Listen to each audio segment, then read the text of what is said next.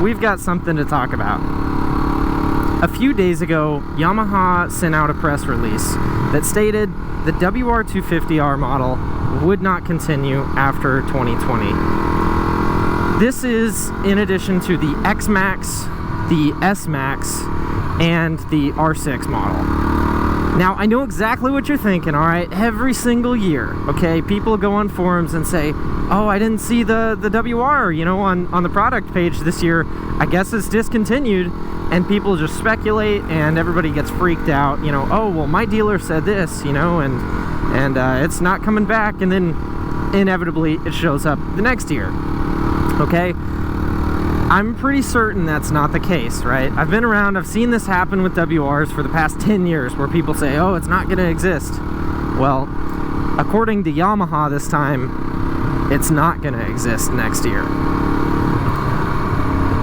I want to tell you a story.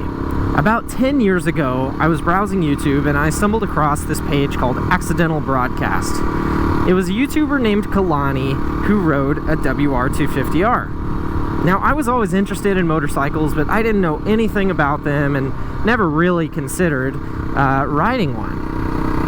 Watching his videos where he rides his WR250R all around the beautiful island of Hawaii inspired me to get a bike. And I always wanted a WR250R. Now, fast forward 10 years, and I'm riding the very bike that inspired me to start riding.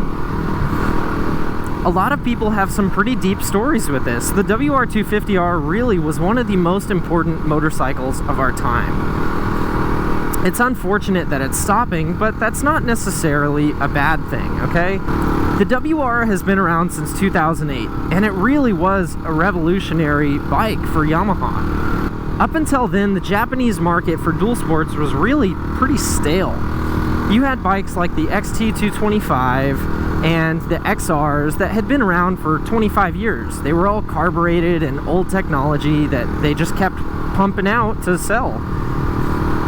Yamaha disrupted the market and gave us an affordable, reliable, but modern bike. And that really is something that changed motorcycles.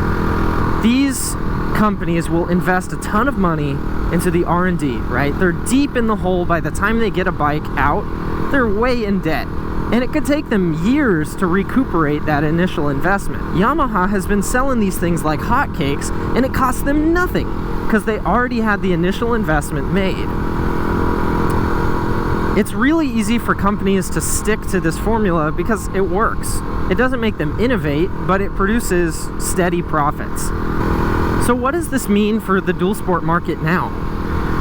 Well, Honda just announced the CRF 300 Rally, and it's not available in the US, but there's a strong suspicion that it will be. So that could come. Maybe Yamaha has a WR300 in the works. You never know. Just a side note, I have absolutely no idea where I am. I just took my bike out for a ride, and I'm glad I did.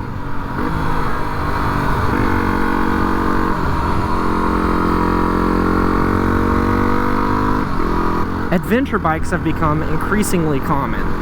When you look at companies like BMW or Suzuki, it seems like they all have a nice sport touring bike and adventure bike and all that kinds of stuff. And I'm betting that Yamaha is putting a lot of their eggs in the Tenere basket, because adventure bikes are just a solid bet these days. Okay, somehow I ended up on a main road, and that's not what I want to be doing. Let's go find some more adventures. I found a dirt road. I have no idea what this is, but it doesn't say no trespassing. I'm sure the WR has paid for itself time and time again by this point, and it seems a little surprising to me that after all of that, it's just discontinued, because really all it's doing is making Yamaha money. Now here's what I don't get. Yamaha is still selling the XT250 and their TW, which are even more outdated models. So why would they get rid of the WR so early? It doesn't make sense to me. We're missing all the pieces to put the puzzle together. Oh man, this is a jump right here.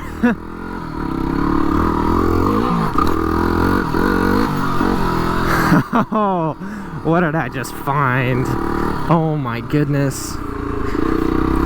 I couldn't do that on an XT250. So what does this mean for the buyer, right? If you're looking for an affordable and reliable modern Japanese dual sport, you really don't have a whole lot of options.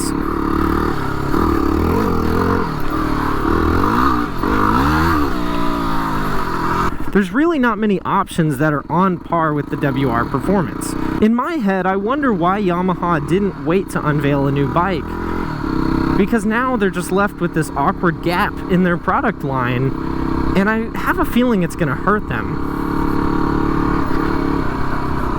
Okay, I stumbled across something beautiful here. This is awesome. I'm not gonna sit here and say that I know exactly what they're doing. You know, I have no idea what Yamaha is gonna do, and I'm pretty curious to see. Do you guys think Yamaha is gonna come out with another bike to replace the WR, or are they just gonna leave that for a little bit and stick with their adventure bikes?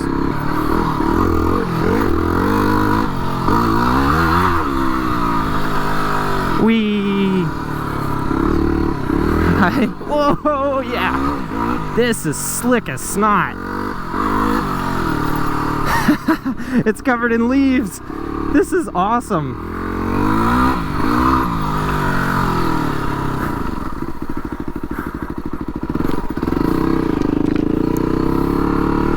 If I can leave you with anything, it's doing what I'm doing right now is exactly why you should own a WR250R. I may not do the most technical riding in the world, but I could. And I may not ride every day, but I could. The bike doesn't limit me. I can go anywhere I want.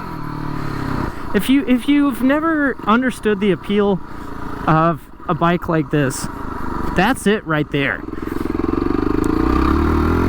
It might not be the fastest thing in the world, but it puts a smile on my face.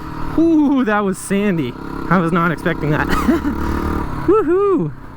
But it's really reliable, and it can do pretty much anything you want. And that's the thing, you know, you really can get limited by the size of a bigger bike. I think that way is more construction, so I won't bug them.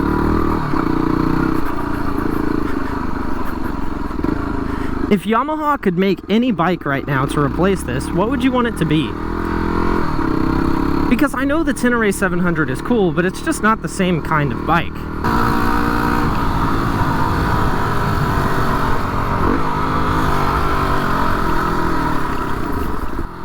That's enough for now. I'll get off my soapbox.